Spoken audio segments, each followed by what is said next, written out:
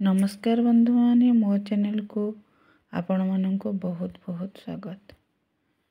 महाभारतर सही अध्याय जहाकु लोके आज पर्यंत मध्य सबुठारु दुखदायक और अन्यायर दिन बोली मने पकांती। हसुथिबा हस्तिनापुर द्वार रे से दिन थिला दुष्टतार आरंभ एवं से दिन एक रानी को सम्मान को प्रश्न करथिला कर्णंकर गोटिए कठोर वाक्य।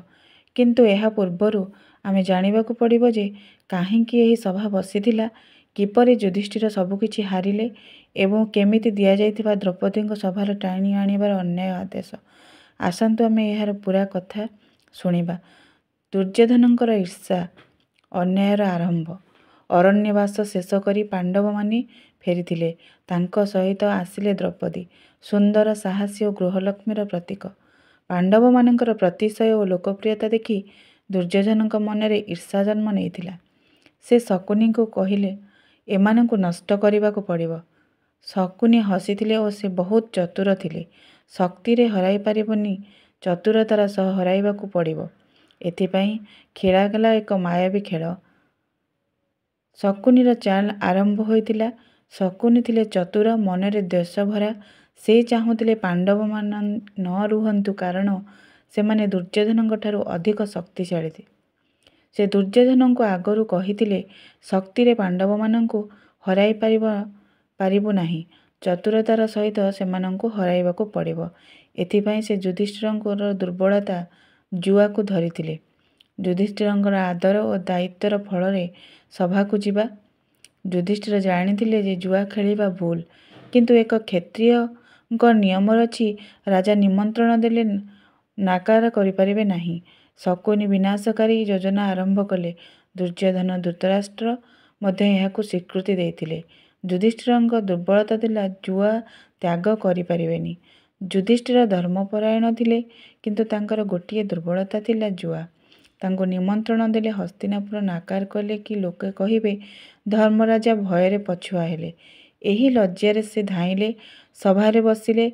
शकुनी पाखरे विशेष पसा थिला, जहा सबुबेले तांको पक्षरे पड़ुथिला। खेलटी आरंभ होइतिला। शकुनीक पाखरे थिला मायावी पसा। शकुनीकर एही पसा साधारण नुहे। से निज भाईंक अस्थिरु पसा तैयारी करिथिले। से पसा शकुनीक कथा शुणुथिला। खेल आरंभ होला। पसा शकुनीक सपक्षरे ही पड़ुथिला। युधिष्ठिर धीरे धीरे सबु हराई बसिले। प्रथमे हारिले धन दौलत, समस्त रत्न संपद सुवर्ण शकुनीर पसारे हसिकी बुड़ीगला। परे हारिले रथ, गज, घोड़ा, सेना। हस्तिनापुरर सभा उल्लसित हेउथिला। पांडव मानकर मूल शक्ति शोषी हेउथिला। परे शकुनी स्वर उच्च कले, आउ किछि अछि? तेबे तुम भाई माने युधिष्ठिर लज्जा, दायित्व एवं जुआर दुर्बलतारे भीमंकु हारिले। परे अर्जुन, तापरे नकुल और सहदेव। सभा नीरव। एइठारे मध्य शकुनी रहिले नाही। आउ किछि गोटिए जहा तुमे लगेई पारिबो, ताहा हेइछि तुमे निजे। युधिष्ठिर निजकु मध्य हारिले। एहा देखि सभा भितरे शांति। शकुनी जीति गले। युधिष्ठिर एबे दास। सबुठार महापाप हेउछि द्रौपदी को हराइबा। शकुनी पुणी हसिले। एवं एबे गोटिए अछि, तुमे जोंठी दास, से केही नुहे द्रौपदी। युधिष्ठिर मुंड नुआइले। ना हाँ ना किछि कहि पारिले नाही। से निजकु अधिकारहीन मने कले। एमिति भाबे द्रौपदी मध्य जुआरे हारिगले। सेइठारु सभारे हस, अपमान, अन्याय आरंभ होला। सबुठारु बड़ अन्याय द्रौपदीଙ୍କ नाम आसिला। जेतेबेले सबुकिछि हारिगले, शकुनी पुणी कहिले, आउ किछि अछि? तेबे द्रौपदी। दुर्योधन मध्य हसरे सम्मति देले। युधिष्ठिर नीरव। से विरोध करि पारिले नाही, कारण से निजकु मध्य निज मनरु दास भाबिथिले। एहीपरि द्रौपदीଙ୍କୁ मध्य हराई बसिले। एहिठारु सभा मध्यरे शताब्दीर सबुठारु कठोर अन्याय आरंभ होला एवं एहारे सबुठारु गंभीर भूमिका नेले कर्ण। कर्ण काहेकि द्रौपदीଙ୍କ विरुद्धरे कहिले? द्रौपदी पूर्वरु कर्णको स्वयंवରରେ अपमान କରିଥିଲେ। ମୁଁ ସୁତପୁତ୍ରକୁ ବିବାହ କରିବି ନାହିଁ। ଏହି କଥା କର୍ଣ୍ଣଙ୍କ ମନରେ ଗଭୀର ଆଘାତ ଦେଇଥିଲା। ଏହି ଘଟଣା ସମୟରେ ଯେତେବେଳେ ଦ୍ରୌପଦୀ କୌରବମାନଙ୍କୁ ପ୍ରଶ୍ନ କରୁଥିଲେ, କର୍ଣ୍ଣ ଏହାକୁ ସୁଯୋଗ ବୋଲି ମନେ କଲେ। କର୍ଣ୍ଣ କହିଲେ, ଯେତେବେଳେ ଗୋଟେ ନାରୀ 5 ସ୍ୱାମୀଙ୍କ ଗ୍ରହଣ କରିପାରେ, ତେବେ ତାକୁ ଦୁଶାସନ ଏକଥର ଭଲ ଭାବରେ ଆଣିଲେ ସେଥିରେ ଖରାପ କ'ଣ? ଏବଂ ପରେ ସବୁଠୁ କଠୋର କଥା, ଦ୍ରୌପଦୀ ଏବେ ଦାସୀ, ତାଙ୍କର କୌଣସି ମର୍ଯ୍ୟାଦା ହିଁ ନାହିଁ। ଏହି କଥା ସଭାକୁ ଅଗ୍ନି ଭଳି ଜଳିଗଲା। ପାଖରେ କୌରବମାନଙ୍କର ହସ, ଦ୍ରୌପଦୀଙ୍କ ଲଜ୍ଜାରେ କାନ୍ଦିଲେ ପାଣ୍ଡବମାନେ ନୀରବ, କାରଣ ସେମାନେ ଦାସ। କର୍ଣ୍ଣର ଏହି କଥା ଅର୍ଜୁନଙ୍କ ମନରେ ଅଗ୍ନି ସୃଷ୍ଟି କଲା।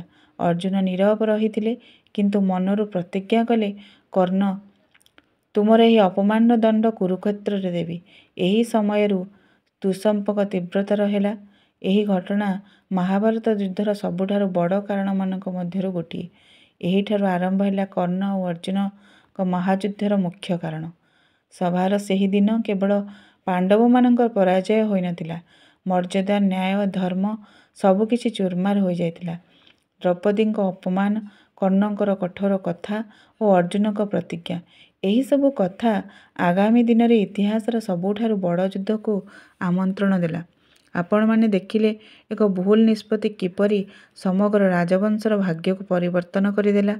ଯୁଧିଷ୍ଠିରଙ୍କ ଜୁଆ, ଦ୍ରୌପଦୀଙ୍କ ଅପମାନ, କର୍ଣ୍ଣଙ୍କର କଠୋର ଶବ୍ଦ ଏବଂ ସମସ୍ତଙ୍କ ନୀରବତା, ଏହା ଥିଲା ସେହି ମୁହୂର୍ତ୍ତ ଯାହାପରେ ମହାଭାରତର ଯୁଦ୍ଧର ଅପରିହାର୍ଯ୍ୟ ହୋଇଗଲା। ଇତିହାସ କୁହେ, ଅନ୍ୟାୟ ଯେଉଁଠାରେ ହୁଏ, ନ୍ୟାୟ ସେଠାରେ କେବେ ନା କେବେ ଆସିଥାଏ ଏବଂ ଏହି ଅନ୍ୟାୟର ପ୍ରତ୍ୟେକ ଦାମ କୌରବମାନେ କୁରୁକ୍ଷେତ୍ରର ଯୁଦ୍ଧଭୂମିରେ ପରିଶୋଧ କରିଥିଲେ।